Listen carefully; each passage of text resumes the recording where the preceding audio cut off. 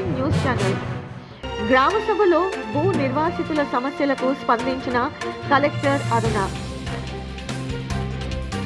Elevated corridor నిర్మాణానికి సంబంధించిన భూ సేకరణ పనుల కోసం కంటోన్మెంట్ నియోజకవర్గం తిరుమలగిరి ఆర్టీసీ కాలనీలో కమ్యూనిటీ హాల్లో గ్రామసభ నిర్వహించారు.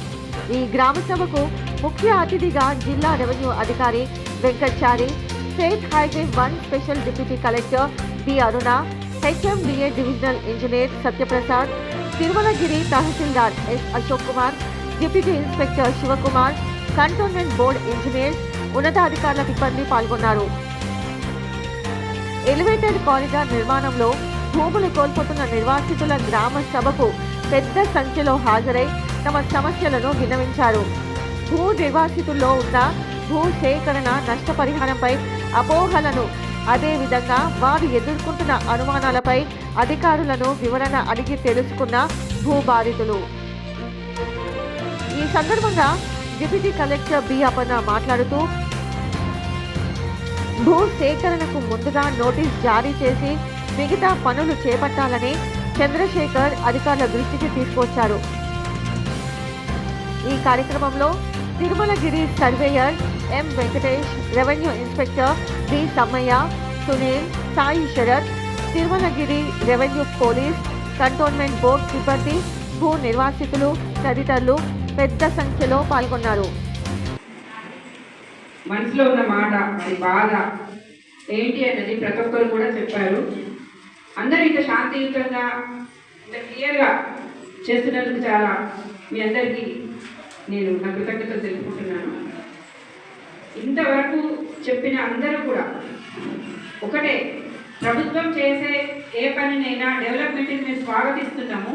అట్ ది సేమ్ టైం మళ్ళీ పబ్లిక్ కూడా, ప్రజలకు కూడా వివిధ కారణాల వల్ల ఎవరు ఎంత నష్టపోతున్నారు అది కూడా దృష్టిలో పెట్టుకొని మీరు ఏ ప్లాన్ ప్రకారం దీన్ని మీరు తీసుకొని ఇంప్లిమెంట్ చేస్తా అంటున్నారో దాన్ని ఎంతవరకు మీరు పబ్లిక్ ఉపయోగపడేటట్టు, ఇది డెవలప్మెంట్ అయ్యేటట్టు చేయమని అందరు చెప్పిన దాంట్లో కూడా అది చాలా క్లియర్గా చెప్పారు మీరు అందరు కూడా.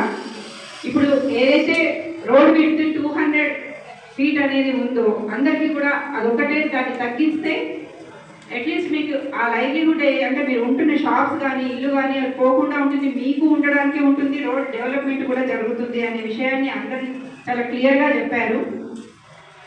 ఇప్పుడు ఏదున్నా కూడా భూసేకరణ ప్రక్రియ ప్రకారము, మనకు ఇచ్చిన ఆదేశాల ప్రకారము, మనకు ఆ ప్రాసెస్లో ఏది యాక్ట్ ప్రకారం ఏముంటుందో దాని ప్రకారం ఇప్పుడు మీరు అడుగుతున్నట్టు దీనికి కాంపెన్సేషన్ ఏముంటుంది ఏంది అనేది మాకు తెలవట్లేదు అని చెప్తున్నారు. ఒకటండి, కాంపెన్సేషన్ విషయానికి వస్తే ఇప్పుడు ఉన్న ఈ వివరాలన్నీ కూడా తీసుకున్న తర్వాత హెచ్ఎండిఏ వాళ్ళు మీరుంటున్న స్ట్రక్చర్ని వాళ్ళు కొలిసి దానికి ఎంత కాంపెన్సేషన్ ఇవ్వగలుగుతారు అన్నది వాళ్ళు క్యాలిక్యులేట్ చేస్తారు. యాక్ట్ ప్రకారం ఏంటంటే మార్కెట్ వాల్యూ ఎంత ఉంటుందో, ప్రజెంట్ మార్కెట్ వాల్యూది, దానికి యాక్ట్ ప్రకారం మనకు డబుల్ అయ్యి ఆ తర్వాత ఇంట్రెస్ట్ అమౌంట్ ఎంత వస్తుంది అన్న దాన్ని నిర్ధారించి మీకు తెలియజేస్తారు. ప్రతి ఒక్కరికి అప్పుడు తెలియజేయడం జరుగుతుంది. పర్సనల్గా మీరు ఇంత ఎక్స్టెంట్ పోతుంది, మీకు ఇంత అమౌంట్ వస్తుంది అన్నప్పుడు కాన్సెంట్ అవార్డు కూడా ఉంటుందండి. కాన్సెంట్ అంటే అంగీకారంతో, మీ అంగీకారంతో వచ్చేది.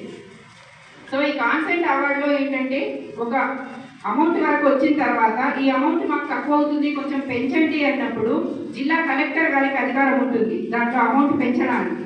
కాబట్టి ఒకవేళ మీరు అంగీకారం తెలిపితే ఆ అంగీకారం మేరకు కలెక్టర్ గారు చెప్పిన రేటుకు మీరు ఓకే అయితే మీకు రెగ్యులర్గా వచ్చే కాంపెన్సేషన్ కంటే కూడా అది పెంచడానికి అవకాశం ఉంటుంది. అది కాంపెన్సేషన్ విషయాలు. తర్వాత R&R ఉంటుంది.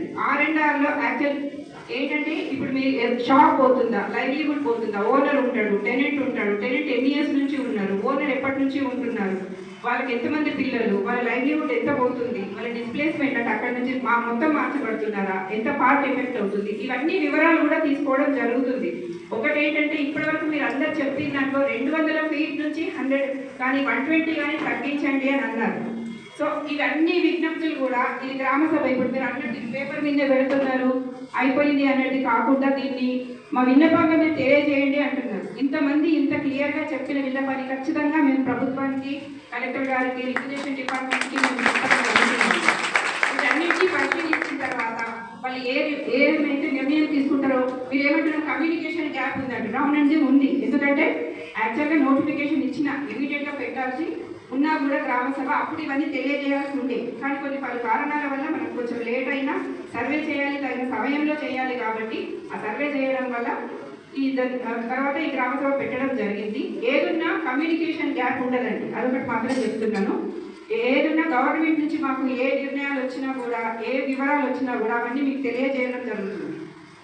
ఇప్పుడు దాని గురించి ఏం గ్యాప్ ఉండదు. కాంపెన్సేషన్ వరకు వస్తే ఈ కాంపెన్సేషన్ ఇచ్చిన తర్వాత స్ట్రక్చర్ వాల్యూ ఉంటుంది, ల్యాండ్ వాల్యూ ఉంటుంది. మీరు అంగీకారంతో తెలిపితే కలెక్టర్ గారు పెంచిన దాన్ని బట్టి ఆ నిర్ణయం కూడా మీకు తెలియజేయడం జరుగుతుంది. ల్యాండ్ అక్విజిషన్ అనేది ఎప్పుడు జరగాలంటే 2 years back market value increase అయినాక మీరు నోటిఫికేషన్ ఇవ్వాలమ్మా. ఆ ప్రాసెస్ లోనే బిగినింగ్ లోనే తప్పు చేసేస్తాం అమ్మ. మేము ఇప్పుడు ఆగమాగం లేము, మీరు కూడా ఉండకండి. మీ నిర్ణయాల వల్ల మేము చాలా ఆగమాగం అవుతాం. ఎందుకు చూడండి, 2 years బ్యాక్ మీరు ఎప్పుడైతే చేయలేదు, ఇప్పుడన్నా మీరు మార్కెట్ వాల్యూ ఇంక్రీజ్ చేసి నోటిఫికేషన్ గిట్ ఇచ్చిందంటే ఆ ఫలానా మేము ఈ విధంగా సేఫ్టీ ఉండగలుగుతాం కదా, ఎవరికి అధ్యక్షం వాళ్ళకి. ఇప్పుడు ఎట్లయిపోతుందంటే మా జాగా పోతుంది, కానీ మాకు ఏం పైసలు వస్తాయో తెలుస్తలేదు. ఇప్పుడు ఒక 50 yards జాగా ఉంది అనుకుందామా, మేము పైసలు మేము ₹1,00,000 ఇచ్చి మేము కొనుక్కుంటామంటే ఆయన ముందరికి వస్తారు, మేము ముందరికి వస్తాం. ఇప్పుడు ఏమైతుందంటే మీరే ముందరికి పరిగెత్తుతున్నారు, మేము ఏడ్చుకుంటే మీ ఇంకా పరిగెత్తవలసి వస్తుందమ్మా. మరి దయచేసి మా మేము ఏడ్పించకండి. Constitution for the people to the people, we are for you. నేను ఓట్ వేయించుకుంటే మేము ఇంకా బై ద పీపుల్ అన్నందుకు మేము అక్కడ స్టాండ్గా ఉన్నాం. మేము దయచేసి అమ్మాయి అన్ని దృష్టిలో పెట్టుకోండి. మీరు ఇప్పుడు రేట్ ఎనాన్స్ అయిన తర్వాతనే కంపెన్సేషన్ గురించి మీరు మాట్లాడాలి. That is fundamental. నేనేం నా కోరిక అడుగుతలేను. నేను it is in the constitution. Market value 2 years పెరిగిన తర్వాతనే 2 years తర్వాత ల్యాండ్ అక్విజిషన్కి వెళ్ళాలి. ఇప్పుడు మీరు చేయడానికి మీకే ఇబ్బంది అవుతుంది. ఇది ఇప్పుడు అంతా ప్రాసెస్ అంతా స్టేటస్ లో ఉంటుంది. అదే అంటున్నారు. ఇప్పుడు మీరు ఇది మార్కెట్ వాల్యూ ఇంక్రీజ్ చేసాకే టైం అయింది. మీరు అది చేసుకొని పెట్టిందంటే మీకు ఇబ్బంది కాకపోతే డెఫినెట్ గా ఇట్ విల్ టేక్ టైం.